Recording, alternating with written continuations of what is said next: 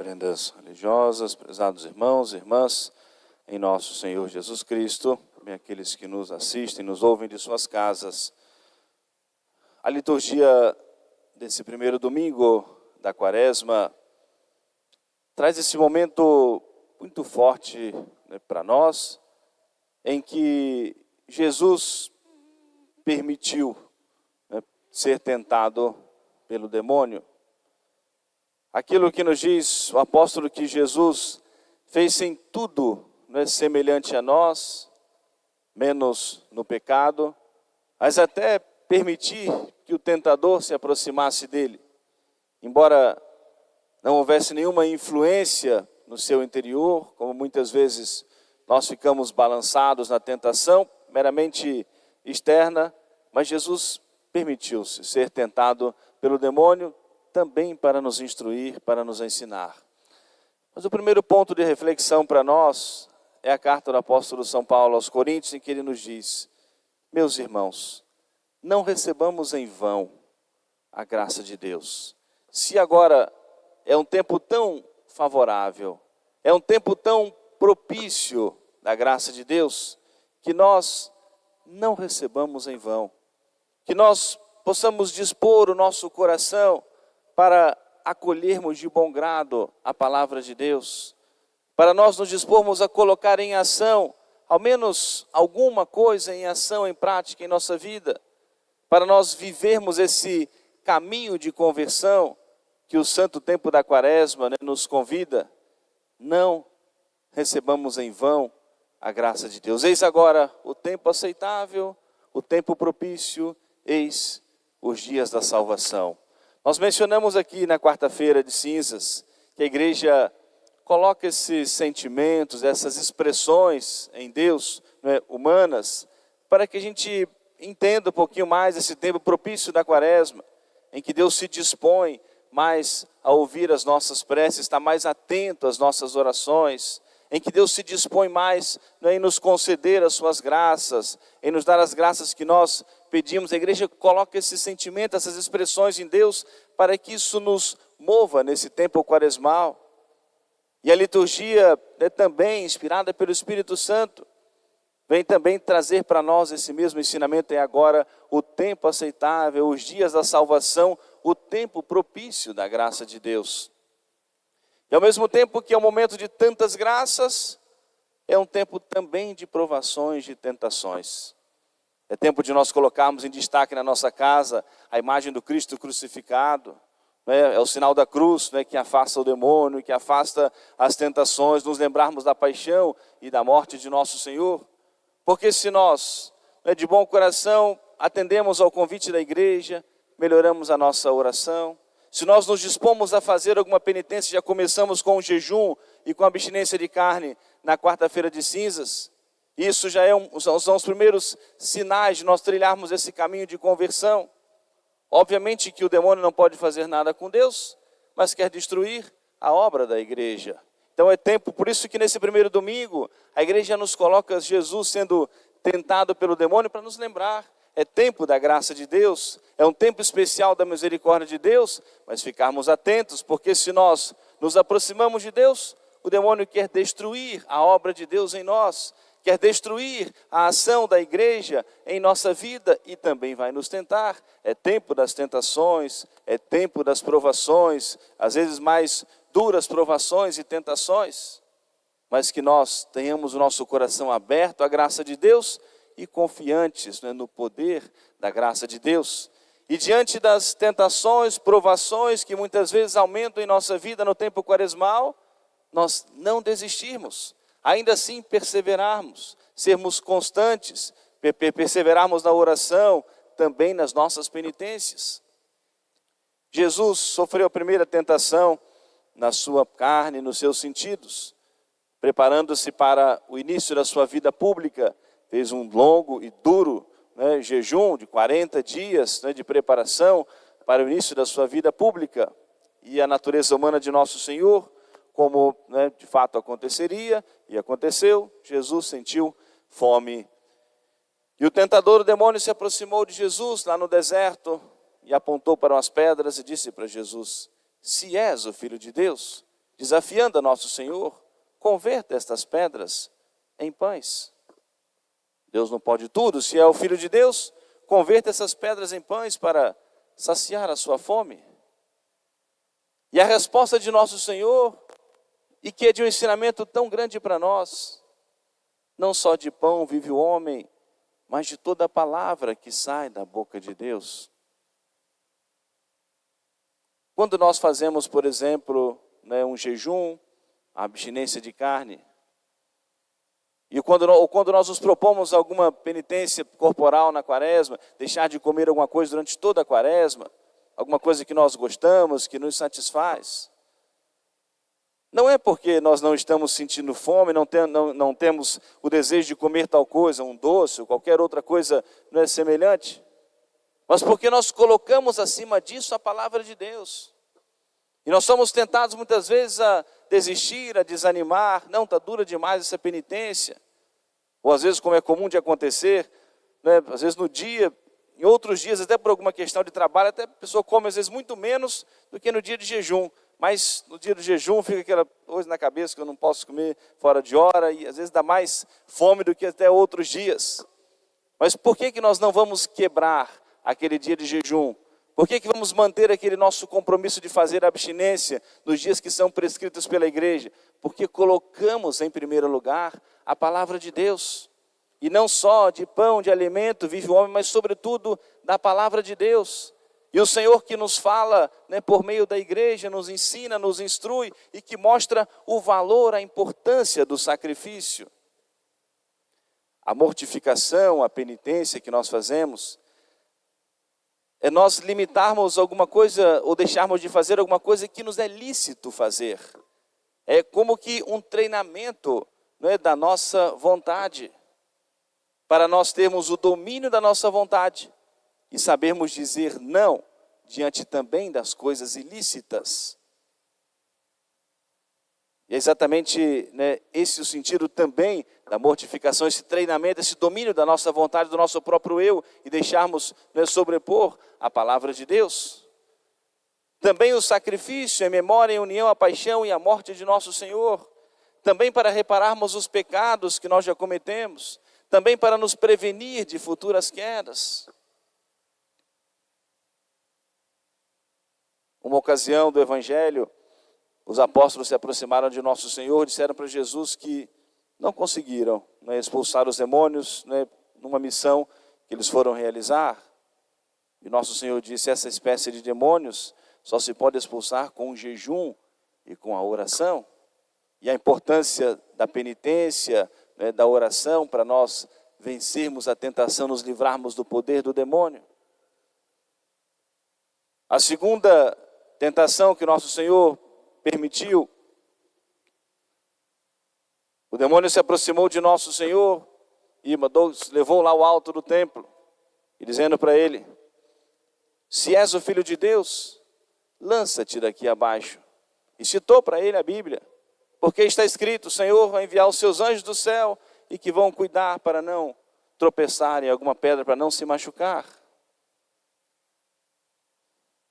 Não tentarás ao Senhor teu Deus. O demônio é o pai da mentira. A propaganda é sempre enganosa, é sempre uma ilusão. É sempre uma ilusão. E nós não podemos ficar também lançando esses desafios para Deus. Então, se Deus me der a graça, tal graça, eu vou me converter. Se Deus me conceder tal coisa, eu vou rezar mais.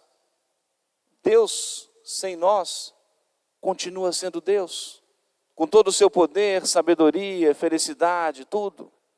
E nós, sendo Deus, sem Deus, não somos nada. Menores ainda do que nós julgamos que somos. Então, nós que precisamos de Deus, nós precisamos reconhecer o quanto nós devemos servir a Deus. Quando nós recordamos, e muitas vezes, eu gosto dessa pergunta do catecismo, já falamos aqui muitas vezes, a razão pela qual nós estamos nesse mundo, a razão pela qual nós fomos criados. Para que fim foi criado o homem? Conhecer, amar, servir a Deus neste mundo, para depois ser feliz para sempre no céu. E não podemos querer colocar Deus ao nosso serviço. Eu determinar aquilo que Deus precisa e tem que fazer em minha vida. Deus tem que realizar tal coisa, Deus tem que realizar tal milagre, Deus tem que me conceder tal coisa. Quem é o Senhor? É Deus ou somos nós? Quem governa? Deus ou somos nós que queremos governar? Nos expomos à ocasião de pecado, nos expomos muitas vezes aos perigos de vida, nos colocamos em tantas ocasiões ruins. E talvez depois reclamarmos de Deus porque Deus não nos protegeu, porque Deus não nos deu a graça para nós vencermos a tentação, porque Deus não nos livrou de tal acontecimento, na nossa vida. Voluntariamente nos colocamos em tantas ocasiões, em tantos caminhos errados. E queremos que Deus envie o seu anjo para cuidar de nós, para nós não tropeçarmos, para nós não cairmos. Nos expomos voluntariamente muitas vezes à tentação e depois reclamar que nós caímos. Nos expomos à ocasião de destruir a nossa família, a nossa casa e depois reclamar que a nossa família foi destruída e queremos como culpar a Deus. Expondo ao perigo de vida, muitas vezes em tantas coisas e reclamar de Deus, de um acidente, de uma coisa ou outra, porque e muitas vezes por culpa própria nos expomos a tantas situações, circunstâncias. Alguém que dirige embriagado, pilota uma moto embriagado, ou seja, em altíssima velocidade. E por que Deus fez isso comigo? Mas colocamos tudo para acontecer o errado. Como o demônio sugeriu a nosso Senhor, se és o Filho de Deus, lança-te daqui abaixo do alto do templo. Porque Deus vai enviar os anjos para cuidar de ti, não tentarás ao Senhor teu Deus. Obviamente que muitas coisas podem acontecer na nossa vida, mesmo sem a nossa culpa, enfermidades, problemas, acidentes, tudo isso pode acontecer em nossas vidas. Deus deixa que a natureza, o ser humano siga o seu curso, e Deus pode intervir também milagrosamente em qualquer circunstância. Mas da nossa parte não queremos desafiar a Deus, querer dar as ordens onde Deus tem que agir, onde Deus deve agir. Porque quando nós pedimos a Deus as graças, não é assim que a igreja nos ensina? Para a glória de Deus, se for de acordo com a vontade de Deus, para o bem da minha alma. É assim que a igreja nos ensina a nós rezarmos. Se for para a glória de Deus e se for para a salvação da minha alma, Deus há de me conceder tal graça. E humildemente, reconhecendo que nós não merecemos, mas suplicamos esse dom gratuito do Senhor. E é assim que a igreja nos ensina a rezar, e por isso nós alcançamos humildemente tantas graças de nosso Senhor, quando nos colocamos nessa condição humilde. Não mereço, Senhor, mas suplico a vossa misericórdia, se for para a vossa glória, para a salvação da minha alma. Nosso Senhor permitiu uma terceira tentação, a ambição do poder, dos bens.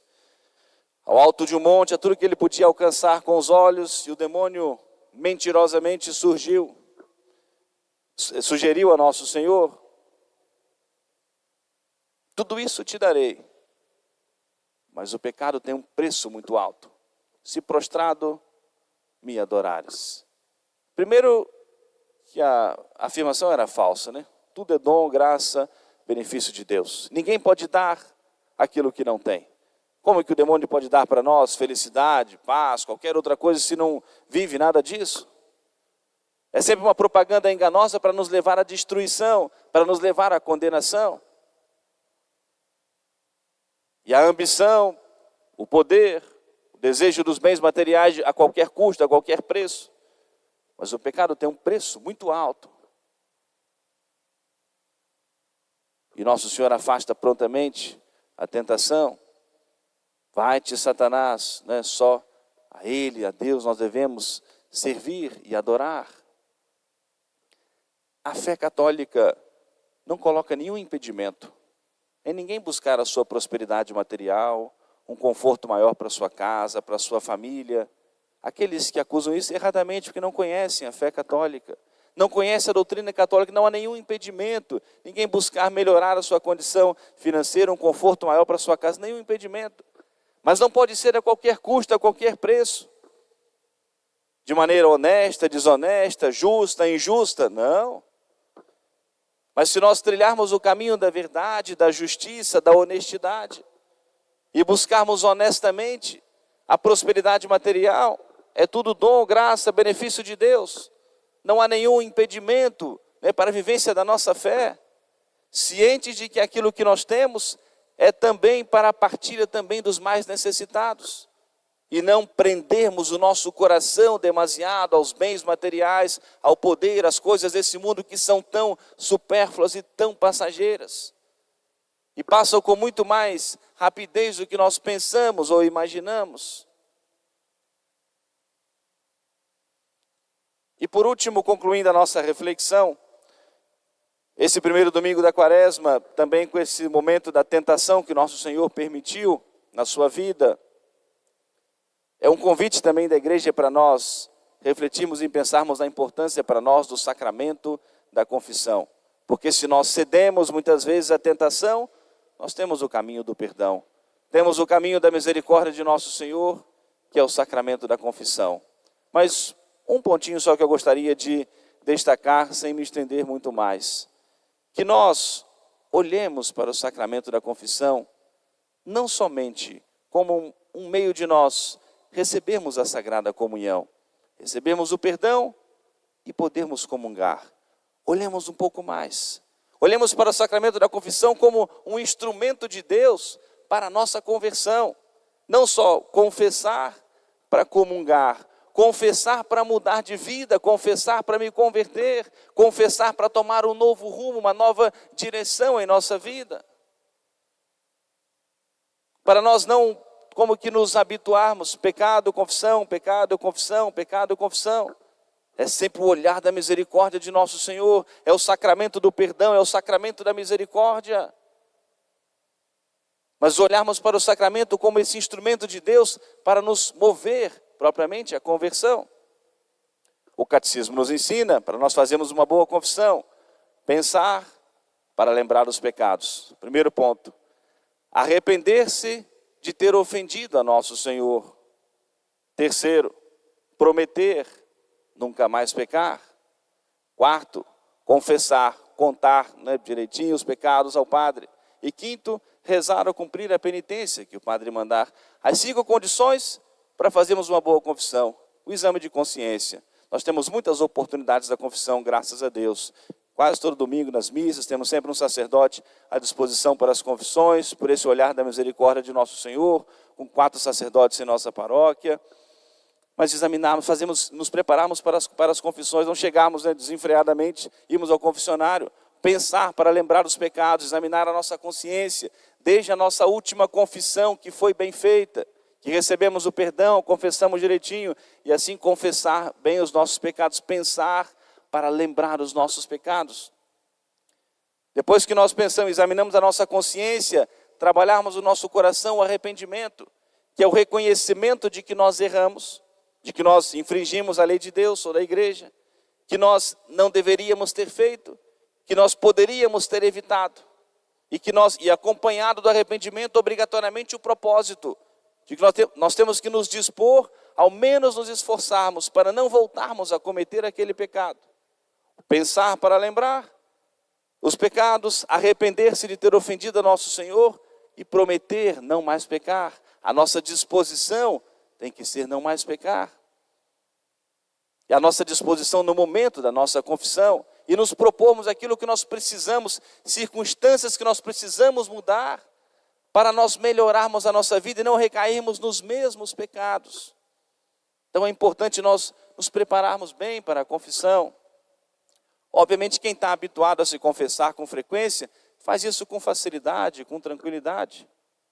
Mas é importante, sobretudo se a gente vai estar mais tempo sem se confessar, né, vai fazer a nossa confissão pascal, né, preparemos bem a nossa confissão. Depois, no decorrer da Quaresma, vamos distribuir para todo mundo aquele exame de consciência para facilitar a nossa preparação para a confissão, pensar para lembrar os pecados, arrepender-se de ter ofendido a nosso Senhor, prometer nunca mais pecar. Preparamos o nosso coração e vamos ao confessionário. E ali confessamos com verdade, com sinceridade, com humildade as nossas culpas. Aquilo que o sacerdote talvez nos perguntar para esclarecer alguma coisa, respondamos também com verdade, com sinceridade. Se tem dificuldade de confessar, peça ajuda ao sacerdote. Não estamos ali na condição de apontar o dedo, de condenar, não. Estamos ali para distribuir a misericórdia de nosso Senhor e o seu perdão. Talvez alguma coisa que tem dificuldade de contar, de confessar, peça ajuda ao sacerdote que vai te ajudar, vai esclarecer. Nós somos, podemos dizer que, como que treinados a isso no seminário, nos preparamos para esses dois grandes sacramentos da igreja, que é o sacramento da confissão e a Santa Missa, a Sagrada Comunhão e o anúncio da Palavra de Deus. Com tantas instruções que o seminarista vai receber, mas isso que é tão forte na vida do cristão, a confissão, a Santa Missa, a comunhão e a pregação da Palavra de Deus. Então o sacerdote está ali para ajudar a cada fiel a receber a misericórdia, a receber o perdão de Deus. E por fim, não nos esquecermos disso, cumprir a penitência que o Padre nos mandar. Pode ser uma coisa simples, 3 Ave-Marias ou qualquer outra obra que o Padre nos der. Cumprimos, se é algo que nós podemos cumprir imediatamente, cumprimos logo. Pessoas que se confessam, logo sai do confessionário, já sai direto para casa e com mais facilidade vai se esquecer muitas vezes de rezar, de cumprir aquela obra que o Padre mandou. Faz parte do sacramento da confissão, o cumprir a penitência. E assim nós não só maquinalmente nos confessarmos, mas sempre entendemos que o sacramento da confissão é esse instrumento da nossa conversão, da nossa mudança, da nossa volta para nosso Senhor. Eu concluo a reflexão com a última frase da leitura espiritual desse livrinho de hoje. Quem tiver o livro da Quaresma, não deixe de ler na sua casa hoje a meditação e a leitura espiritual, um trecho belíssimo do Papa Bento XVI. E a última frase que o Papa Bento XVI diz assim: converter-se significa não se fechar na busca do próprio sucesso, prestígio e posição, mas fazer com que cada dia, nas pequenas coisas, a verdade, a fé em Deus e o amor se tornem o mais importante. Amém. Louvado seja nosso Senhor Jesus Cristo. Para sempre seja louvado.